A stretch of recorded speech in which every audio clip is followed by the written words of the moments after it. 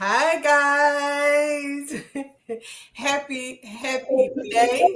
So excited to be before you. Yet another week. I don't know if you've noticed, for any of you who see us going live now, you never know what we're going to do, when we're going to do it. It's still Impact Podcast Day. However, we are coming on, checking in with you, checking in with one another.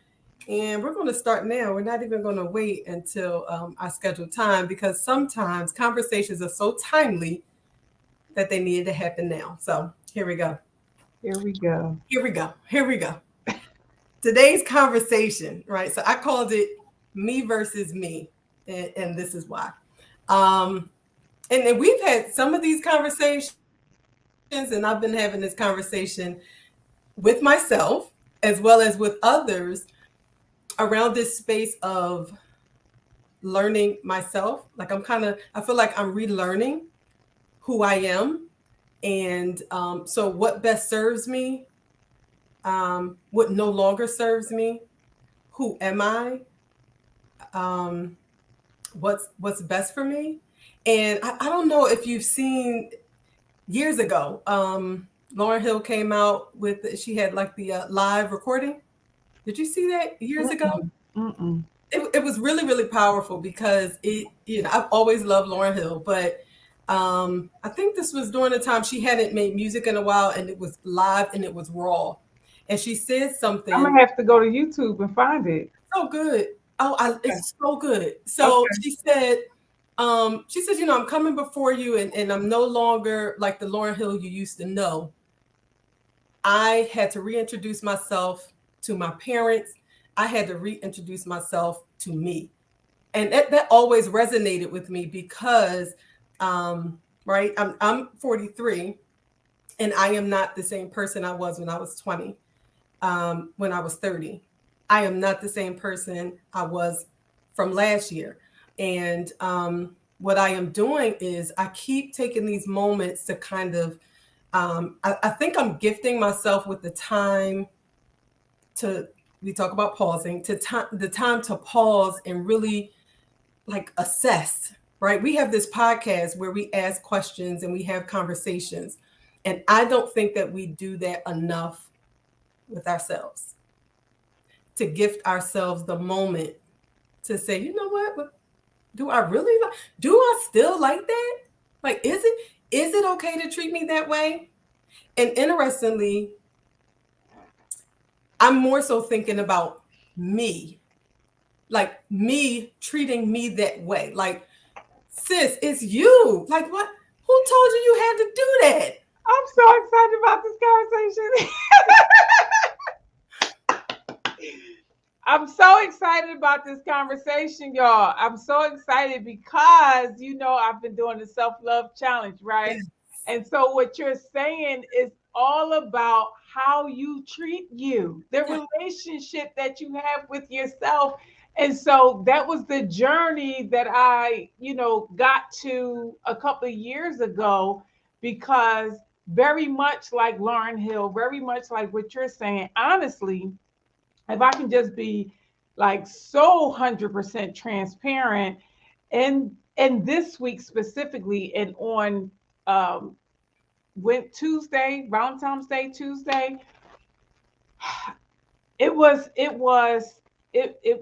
such a moment. It was such a moment. It took me back to 5 years ago when in the mail I received my divorce decree. And I'm like, I can breathe. Mm. And so I began to celebrate this Tuesday 5 years of Wow. thriving, 5 years of surviving, 5 years of showing up and doing the thing, even when I didn't know quite how or how things was going to turn out or how to go from being married with children to now single, raising these boys, to being in partnership to now being solo. right? And so I had to absolutely rediscover who I was, because who I had been was connected and attached to who I was as a wife. And then I was no longer a wife, but I was married for so long. It took me a long time not to operate like a wife. So much so that my male friends would say to me all the time, they would say two things to me all the time: you act like a mother hen, or you act like you're still married. Oh, wow. Right. So I didn't understand what that looked like based on their perspective and their viewpoint. I just knew that it didn't feel good that my male friends felt like I was mothering them. Oh, got you. Okay. Wow. Okay. Yeah, yeah, absolutely. And it didn't feel good that people on the outside, and again, my male friends would say, you're still operating with your ex as if you're still married. And so the detachment was not easy, and the rediscovery Mhm. of who I am, and more importantly who I wanted to be There you go. There and you who I was becoming. go. And it was moment by moment, day by day. And so this week I was having such a moment of just celebration that I got here. Mm, You know what I'm saying? Like, it's good. I got here. Yeah. I got here. I got here. I got here. I That's got a lot here. to celebrate. Oh, Yeah. Valentine's Day, right? Because and it's so that I'm one of those rebellious people, so I've never really followed the tradition, but I know that day can mean so much to so many people. And now you have yet another defining like moment in your life with Valentine's Day, And it and had nothing to do with candy and chocolate and gifts and none of that, because that wasn't my experience when I was married anyway. wow. Right. So I didn't have no attachment to it, but it was such a day of, I loved me enough to get here. There we go. There we go. There we go. What can we start celebrating that? Can we start celebrating? Now, I'm married, right? I'm not saying the thing is though, that Valentine's Day spirit, right? And I remember the other day, I was like, oh my gosh, everybody, it just feels so good. I have no idea if it had anything to do with Valentine's Day or not. I'm talking about in the program, like I'm the kids, everybody. It felt really, really good. And I just we deserve that like every day personally. And I think I posted something like, hug yourself today. You deserve that. It's this space of, okay, you said celebrating. And we've spoken about that before. And I still at times get flustered when it's like, how what are you celebrating for this week? Right. Still, right. I've gotten better, but it's still like, oh my gosh, that is such a journey, the whole celebrating, because I had a conversation earlier, um, and I was just kind of asked about, I was asked, how did I celebrate? And I was like, I paused again, and I really did bring out the fact that I feel so much better with balancing. I've been in this journey, and we had to have spoken about it on the podcast with like balancing my work and personal life and my family. Hmm. And I was like, for the first time, I don't feel like I'm having to pick and choose. I don't feel like it's this battle. I feel like it's so natural now. What I came to realize, the reason that is because I'm being so much kinder to myself. I am no longer living like this rigid life where it's like, no, no, it has to be this way. It has to be perfect. I said I was going to do this. All of this is what I put on me. Um, we spoke about before, right? This is all the stuff I've been kind of thinking about lately because I've been having time to myself, guys. I've been having time to myself. Because that's what self-love looks like. That's what Self-love. self-love does. Self-love, and we put so much effort and attention into, and we should love others also, but so much energy into that we're not focusing on and learning how to, or relearning how to love ourselves. And I'm really talking about a deep love. Like, I'm not going to do that to myself anymore, right? This level of self-sabotage, like I look back and I'm like, sis, you did that. Like, so I feel like I'm in this space of balance. And I know we've spoken about the word balance, but I feel at ease and it feels so good. And I said I couldn't remember the last time. Now, that could have it could have very well been 3 weeks. I don't know, but I don't remember feeling extremely tense. And that's not typical for me because I'm usually like, oh my gosh, oh my gosh, and I gotta, again, stuff I created, right? But it's also this powerful word. I don't even think I have to use it, but the powerful word, or maybe the action, or just no. It's the no that is allowing me to say yes to me. It feels so good. Okay, so for those of you, for those of you who don't know, right? So, and I just want to love on you and celebrate you. And so, Thank you. Aaliyah is at this beautiful place of balance as a result of her self-work. She loved herself enough to invest in herself, to get the support, to create the community. She invested in coaching. And so now she's at this place where she can confidently say, I am owning my no, and I am owning my yes, and I'm taking responsibility for my part, my contribution, and I'm good with me now. Yes. You summed that up real good. That was good. Yes. Yes. Oh my God. Oh my God. This is such a breakthrough. This is such a, okay. So on a side note, the coach in me, because what y'all don't know, like this is a proud coach moment. I'm taking this moment. This is a proud because I know the journey, right? And so for those of you who are watching, what we collectively never, ever, ever, ever, ever want to portray is that our lives are easy.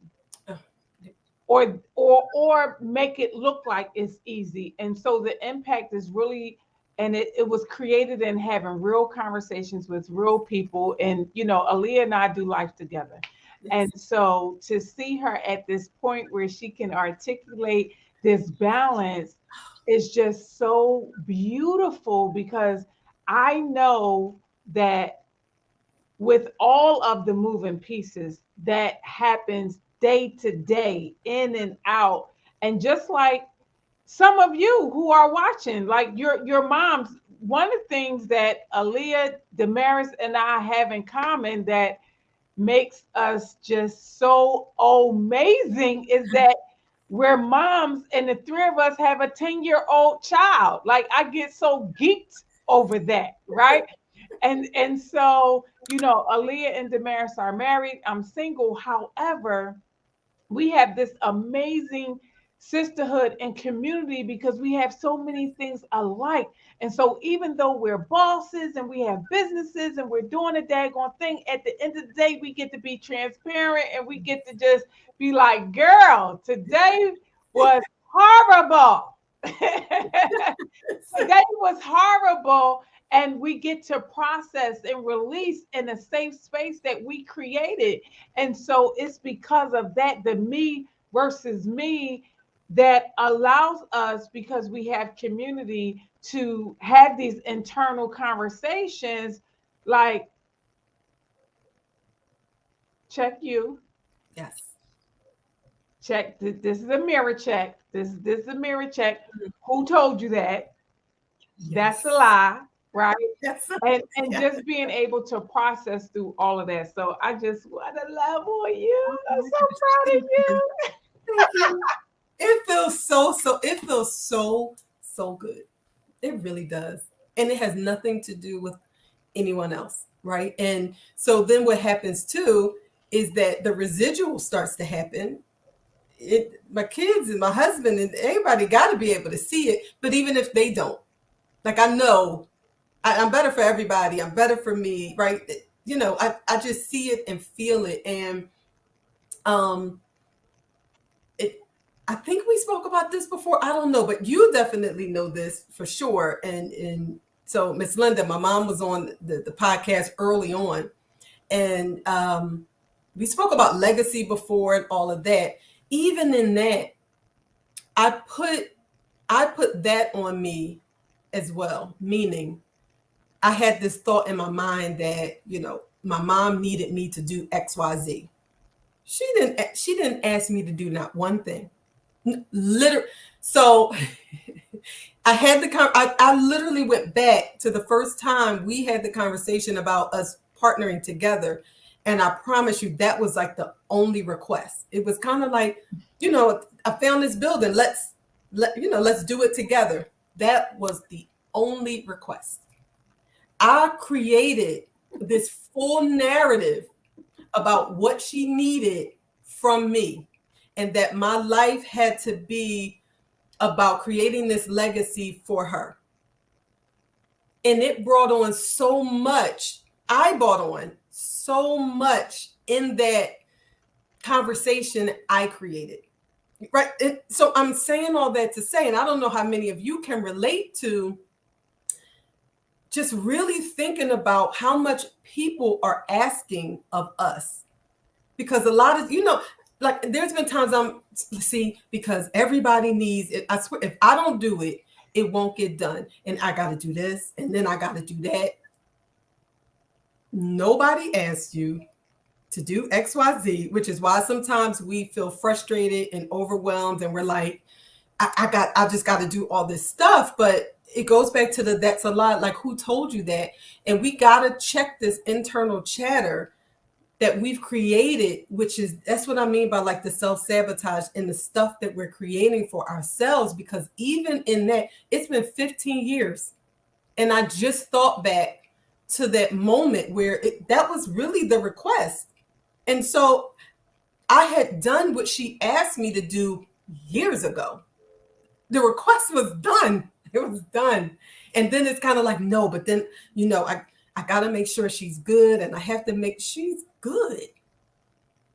She's good, right? So when we can really sit back and be honest with ourselves. But first we got to take that pause and really like sit in. And I don't know about you guys, because that can be uncomfortable sometimes, right? Sitting in it can be uncomfortable, but when you do, I swear. I am loving. Oh my God. Y'all have no idea. I'm Leah, I'm in a whole nother space listening to you, watching you. I'm like cheerleading for you, like, let's go, let's go, let's go. Let's go. Oh my goodness. So the self-sabotage is real. Right? The self-sabotage is real. The inner critic is real. Oh my goodness. And so what happens is that when we're not intentional, and when we are unaware, and when we don't have community where somebody can check us, like that right there is so important, to have people, or at least one person in your life, to say, girl, what is you doing? Who told you that? And why do you think that you need to do that? Like, who put you in charge of that?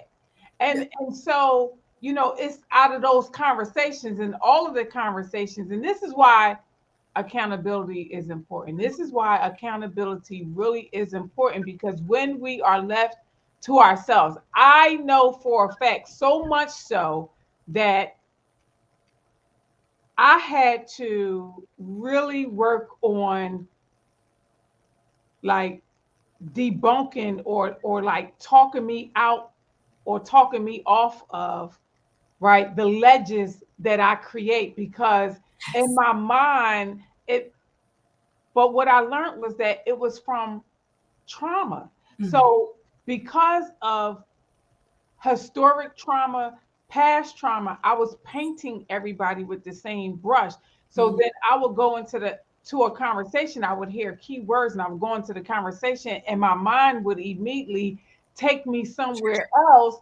And Mhm. I would create this whole narrative in this story, and it wasn't true. But this story created emotions, and this story created feelings. And then by the time I calmed down enough to have a courageous conversation with the person, they looking at me like, "What is wrong with you? Like, girl, you is crazy. Nobody was even on nothing like that. Like, where did you get that from?" And it's just like, Lord, I got to do better. Yes. But I remember not having the skills and the tools to get me from 100. I just knew that I didn't like getting to 100. So I was like, I want to be at 0 all the time. So please don't take me off of 0 because I don't know how to get from 100 back down. Wow. Wow.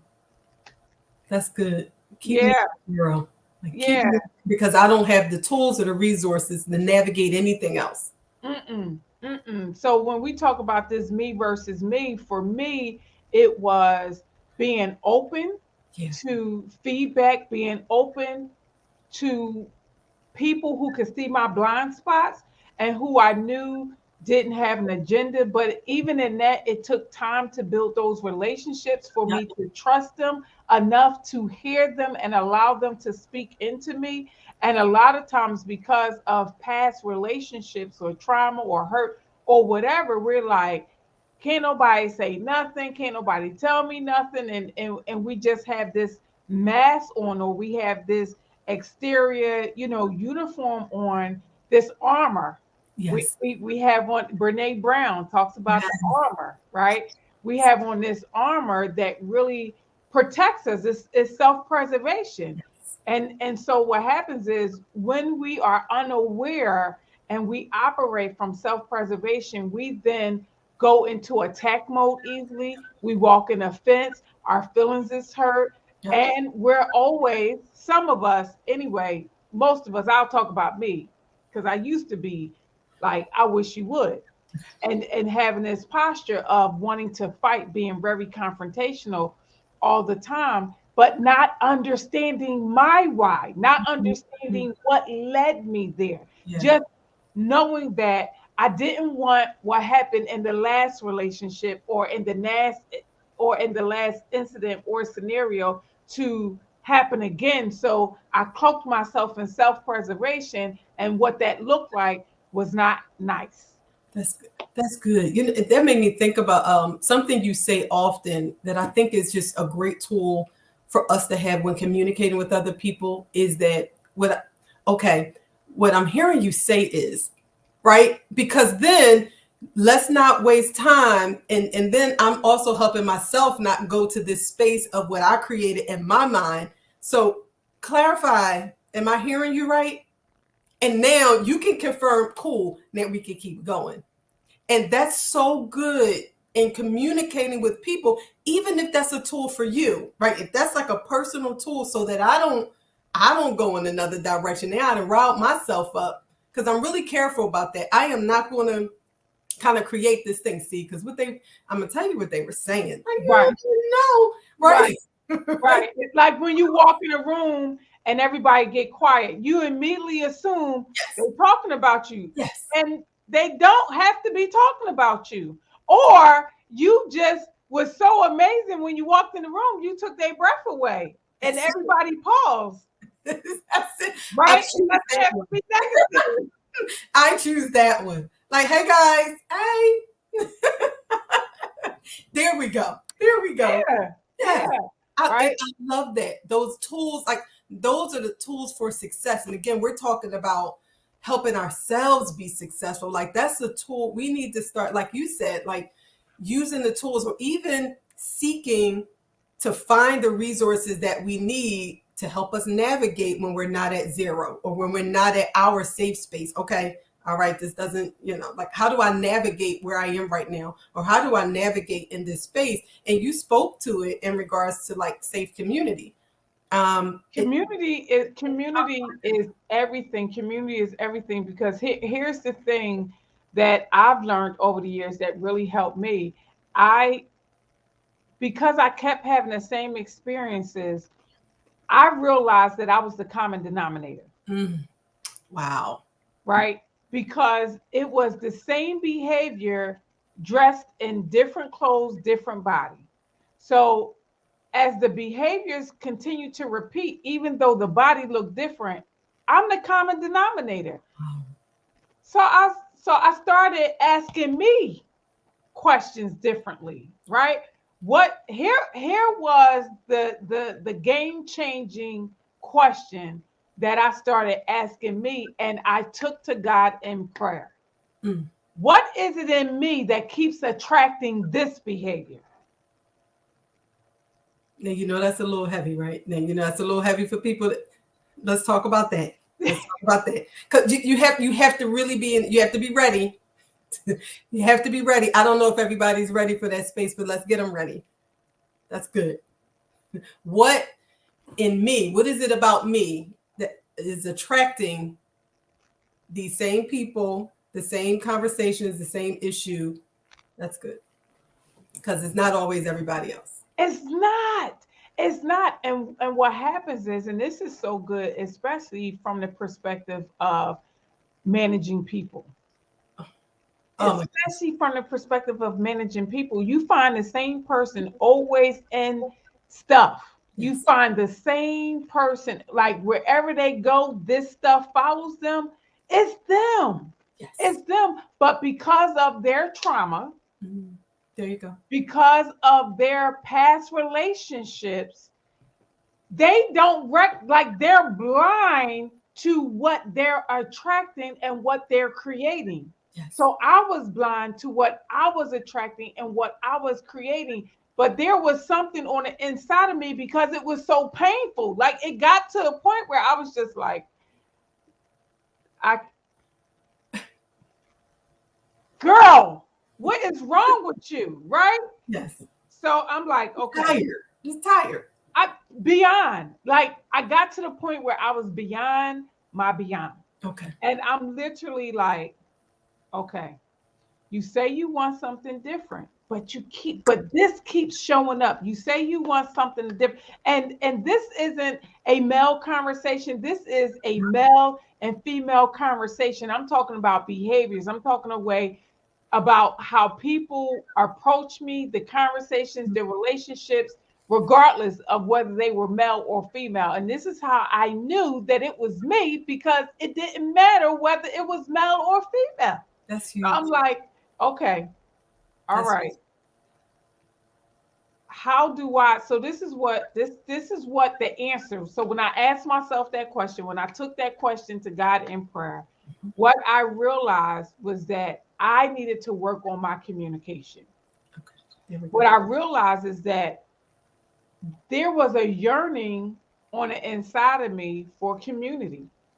And so, because I wanted community so bad, whenever it looked like there was a glimmer of hope that somebody might be honest and true, I would latch on and make them immediately, oh, this is my brother, this is my sister. But that was not what that was. But because that was what I wanted, they preyed, PREYED, on my vulnerability and my kindness. Wow. So I was like, okay, I need to check where that void is coming from and figure out another way to fill it. There we go. Yep. So it was a lot of self work, self reflection. And then I was like, you know what? Let me focus on being a better listener Mhm. so that I can become a better communicator. And so that's why I started saying, okay, let me be clear. So what I heard you say or what I hear you saying, because that helped me stop making assumptions and creating relationships that were seasonal and I was trying to make them permanent, or creating a scenario that was supposed to be just one and done, or you know what I'm saying? Like everybody isn't going to be a lifer. Nope. Nope. Everybody isn't going to be a lifer. Everybody isn't going to be a rider. Some people are seasonal. And it took me a long time to embrace that everybody is not a permanent fixture. Everybody's not a stump. Yep. There are many people that are leaves. Yes. And they wither away as the seasons change. And it is okay. And it's okay. That part. And it's okay. And it's okay. That's good. That's good. And so many things you said, including like the trauma and being able to identify the void. Like those are huge, because sometimes if we don't tap into that, or if we don't get to the root of it, like you said, that's when we I heard this terminology and I was like, oh my gosh, that's good. Basically a stringless kite. You just all over the place, like all over the place. And I know that there were times when I could be that way, right? I used to actually look at that behavior as kind of like, I'm just free spirited. Like I go with the flow, right? We call it this cute stuff. I go with the flow, like, yes. Find yourself, sis. Like, right? And so there were some internal things I had to figure out too, including like the perfectionism. I think that was something that I kind of dealt with. Yes, historically, I was a perfectionist, but now I'm okay with things not being perfect. So I love how you're saying, like, and that's why being still and kind of taking those moments to like really, we used to say like be one with yourself. Like I promise you, I now see how important it is, because that if we don't, that is how we create these destructive relationships, or we carry on with people that we shouldn't be partnered up with. And like you said, I mean, I'm talking this, moving it into business, how are we sometimes, right? Sometimes it's you. Sometimes you're the problem. And that's why you have the circle that you have. It's not always you, because like you said, people have trauma. But we just really have to check ourselves. We have to check ourselves, but also check in with ourselves, right? And so when I started checking in with myself, that's good. Because here's the thing, in business, I've worked with so many people. I've invested in working with so many people, and every person that I worked with gave me a story that made me believe that they was for me. And everybody that I worked with was not for me. And so the painful but necessary lesson in that was that because I wasn't clear, communication, because I wasn't clear, it was easy for them to allow me to just pull me, right? And I would go here and go there because I wasn't clear. Yeah. And as free spirited as you just talked about, I also realized that I struggled with the fear of missing out. So every time there was something dangling and it was shiny, I was like, oh, oh, oh, oh, I want to do that. I want to do that. I want to do that. I want to do that. And so people who had an agenda, they could see me coming. And I remember specifically that one person that I had vested in was a man who said to me, yeah, people are preying on you because they see you. They see you. It's like you're the person, like you're an easy target. You will go for anything, right? And he didn't say it in a way that made me feel less than, but he said it in a way that I could hear that people were preying on me because of the way that I was showing up. Right? So you talked about that free spiritness, and it was just because I wasn't clear. And because I wasn't clear, for me, I was exploring. and I was discovering myself, and I was just trying to figure it out. And so if it looked good, I was like, oh, let me taste this. It was like a box of chocolate, and I never knew what I was going to get because I wasn't clear on what I liked. Clarity. I wasn't clear on what I liked. I would try one piece of chocolate and I would bite in and say, "Ooh, that's nasty in the inside." Then I would try another one and say, "Okay, this is all right, but I don't know if I really like it." And then I would try. So I'm going through the box and I'm trying all these different chocolates, and there's only one that I end up really liking. All the other ones I didn't like, but when I opened the box, I didn't know that I didn't like it, nor did I knew that it was mixed. Yeah. Yeah.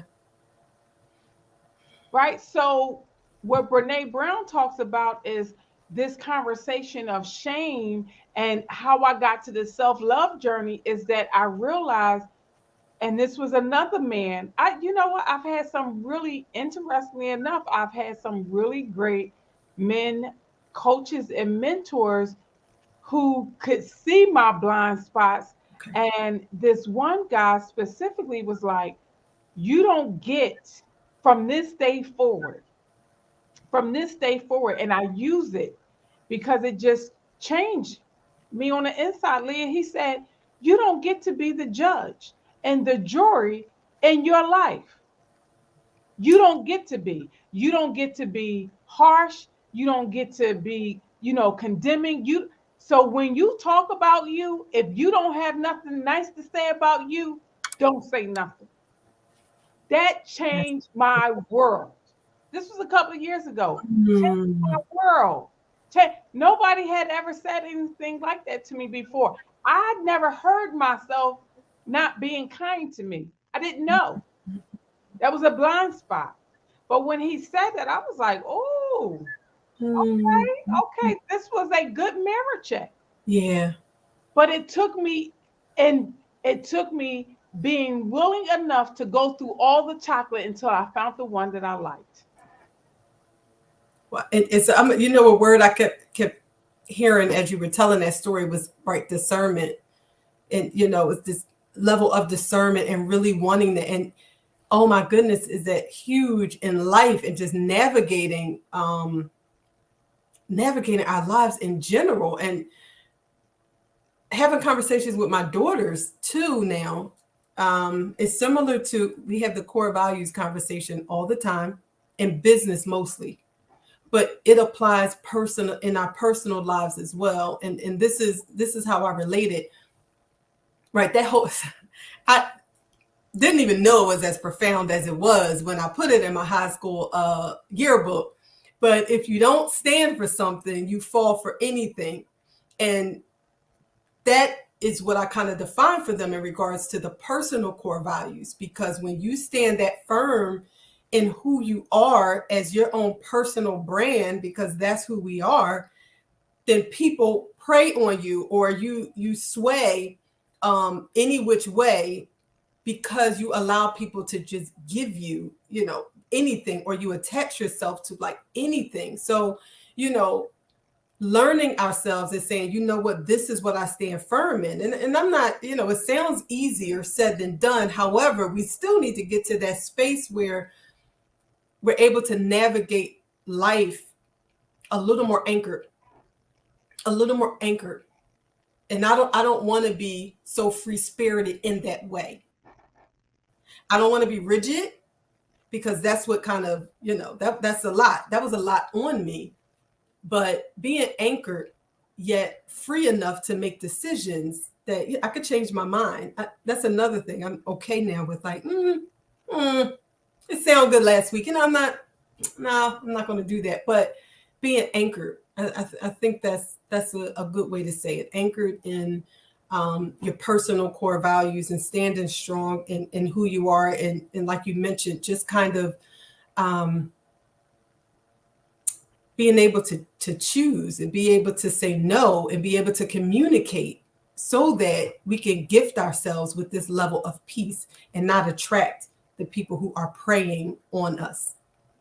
And here's what is so good about this conversation that we're having, and I'm just loving it, because even as we're having it, I realized to the point that you made earlier, like I'm not who I was last year.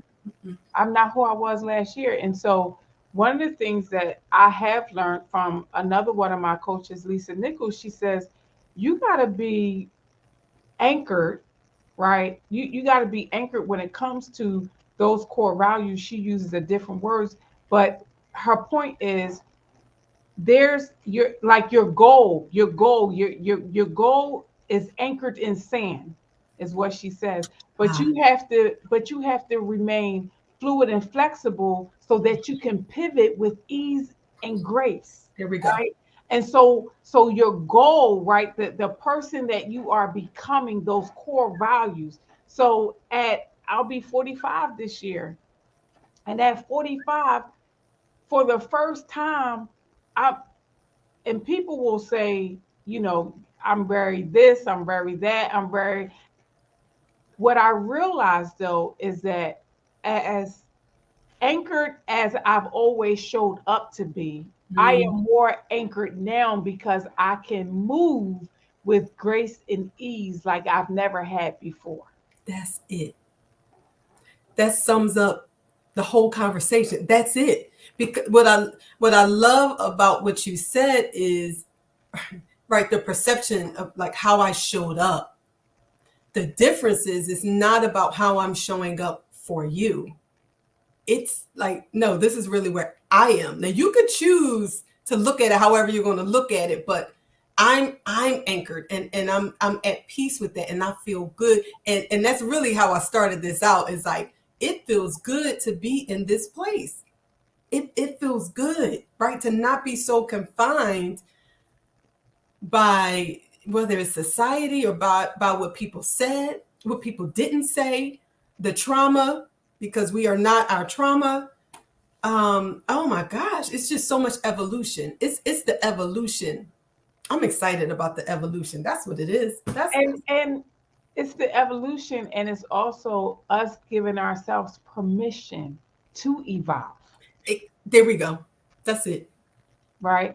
It's the giving of permission because too oftentimes a lot of the women, that I coach who are my clients are stuck in who they was or who they mama raised them to be Yes. or who their husband allows them to be, right? And it's so many different things. And it's like, who do you want to be? Yeah. And give yourself permission to be that. And then I have other women who have had this dream of possibility and they worked 25, 30 years and they got to this critical point where this is the time when they're supposed to be doing them and they don't even know who they are. Oh my They goodness. got all the stuff, all the money, all the boxes is checked, and they're miserable. I cannot believe that you just said that because I was going to say that this is another podcast, but I've learned actually this is what started birthing, and this is really where our conversation started, how the podcast was birthed, because right, this was really a challenge, right? It was like, oh, you want to I was working to get from behind the my program names, right? I felt like I attached myself to my programs, so I hid behind my programs. Oh, that's Aaliyah with Press Street Learning Center. That's Aaliyah with Bustle. It was like synonymous, but I wanted to become my own brand, my own personal brand, but I wasn't sure. I wasn't sure how to do that. I didn't know what I wanted. I I wanted stuff, but I didn't know what I wanted, how to get there.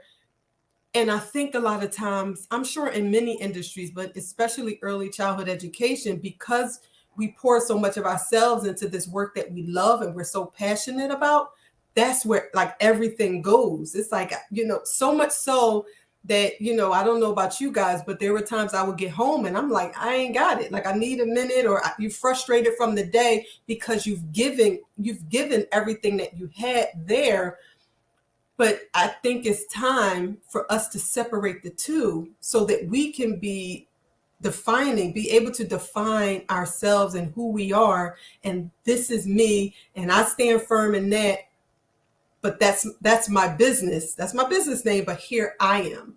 So that we can start to be seen as business owners, as women, as I don't even want to go into the titles thing, because that's what it made me think about when you said you really were relearning yourself after the divorce, because I think we do get stuck with the titles. Like, no, I'm Isis's mom.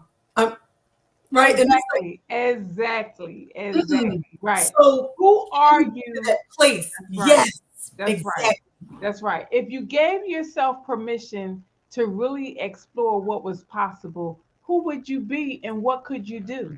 There we go. Guys, that's the next podcast episode right there. Take note. That's so exactly. Exactly. That's good. That's good. And I don't know if I would have been ready. I wouldn't have been ready to have that conversation. I wouldn't have known what to say last year. It was beginning to be self-discovery. So it's been a journey, beautiful, beautiful journey, including the moments we may consider losses, failures, whatever. They were so defining. They were like defining moments that really helped to shape who I am today, which is why even those, I think we need to find celebration even in those moments, because without them, we wouldn't have been able to get to the other side and even become more resilient or become more wise or become more experienced. Because a lot of times those are the stories I'm able to tell, is how I got to the other side of that situation. Yeah. And I think the same, we've had conversation and it's like, wow, I now can see. I think now I definitely understand you better, because I'm like, that's why, right? It's like, oh my gosh. Clearly, right? The experience was so defining, but oh my gosh, look who it has created. Yeah, and it's so amazing. I'm listening to you and I'm laughing, I'm cracking up because I remember specifically us having this conversation, and I don't know if it was it may have been at one of the retreats. I'm not sure, but just recognizing that I used to be this person that wore suits all the time, and you was like, I'll never forget it. You was like, you just always was so serious, right? Yes. Right? You just always was so serious, and so I am not that person anymore. While I am still very much about my business, I have so much joy. I laugh so much more. I'm so much more playful because I can be. I don't have the weight. Funny, guys. Please do not get it twisted. She is fun, okay? And laughs often.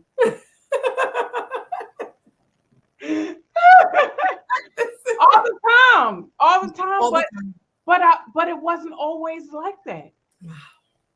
It wasn't always like that. I didn't always have a reason to laugh. I didn't always give myself permission to laugh.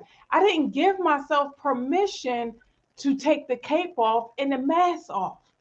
There were years that I was cloaked, right? With that's another part. I ain't even. You see where it was going? It was going into another one. It's like a series. It's like a series. Oh my gosh. Listen. Okay.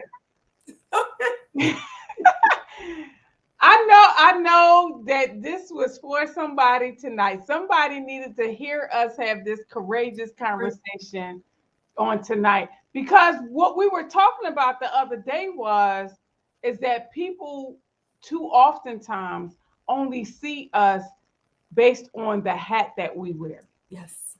They don't see that we're human. They don't see that we bleed the same blood. They don't see that when we come outside of the title of boss and business owner and coach and mentor and all that kind of stuff, that meanwhile back at the ranch, real life is going on at home with our children, with our loved ones. But people only see us, and when they see us, they want us to be on all the time. And there's so much pressure that comes with that. And people put us on these pedestals. And I remember feeling like I got to get off this pedestal because it's too much. Yeah. It's too much. Yes. But I allowed people to put me there. I allowed that. Exactly. Not anymore. Those days is over. I'm real. I cry. I bleed. I laugh. I'm a person. You're going to see me in all of my layers because there are many. I know I'm an onion. I know it. This is self-love. This is self-love.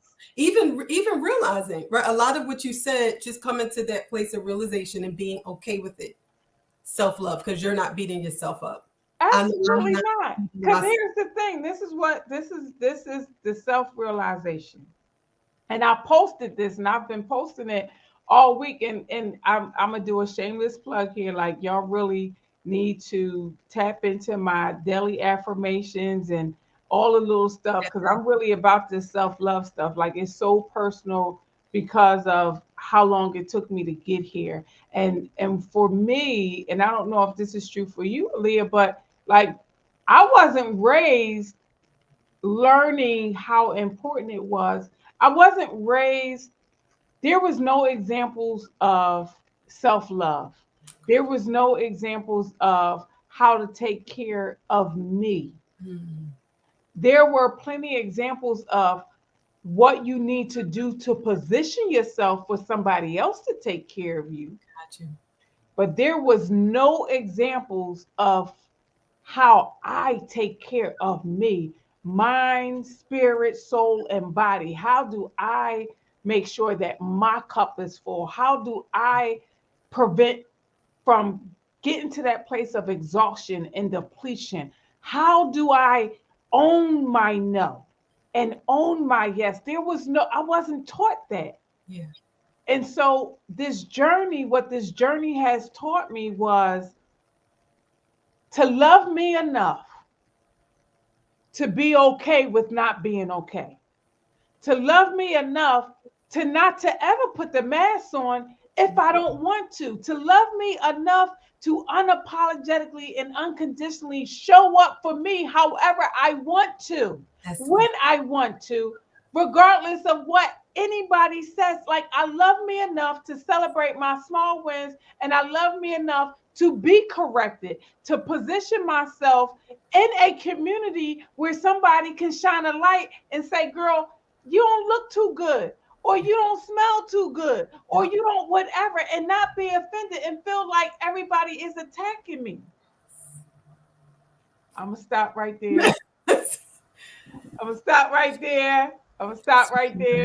I'm just saying, like, this stuff is because I'm living it now, right? I live and I breathe personal development and self-love, because it is the air that I breathe. It is the air that I breathe. It really is, because it's just like we allow the weight of the world to cause us to give everything away. And at the end of the day, we have nothing. And what it looks like is hypertension. What it looks like is because we become emotional eaters and we just eating and eating and eating, or we're spending, and we have no assets. There we go. That's it. And I'm going to tell you where where this is going, because I think what you mentioned is exactly what has been missing. And this is what we need to talk about. And this is what we need to work on. Everything is professional development all the time, right? So it's professional development. And then we've been talking about self-care, because I've been seeing the titles of trainings and stuff like that. It's like, okay, we're going to have like a self-care training. We have not been talking enough about personal development. That's where we're going, guys. Personal development. We don't talk about it enough, really, because if we're saying self-care, it's kind of, I don't want to say that it's temporary. That's not what I'm saying. But if we're not focusing enough on the personal development and digging deeper so that you can develop who you are and attach it to self-care activities, that's sustainable. Mm-hmm. We need to talk more about that. We do need to talk about that, because even with what we're seeing is superficial. That's exactly. Exactly. What we're seeing is so superficial, and all it's doing is checking a box based on funding. We go. There we go. I'm going to call it out. I'm going to call it out. It ain't real. It's not real. Yep. And it's to say we offered it, right? We spent the money Right. in this area, right? Self-care. But yeah, you ain't about it. You ain't about it. You ain't about it. Use it. Okay. You bring it in. Real conversations. Real people. I'm gonna bring it in. Real Because here's the thing. Here's the thing. And I'm gonna say this, and I'm gonna move on. And you know this. In order for self-care from a training professional development perspective, that means that the facilitator has to be vulnerable enough to show people their scars and their wounds. And that is not what you get out of the funded facilitation that happens. But when you come over to a place where I play,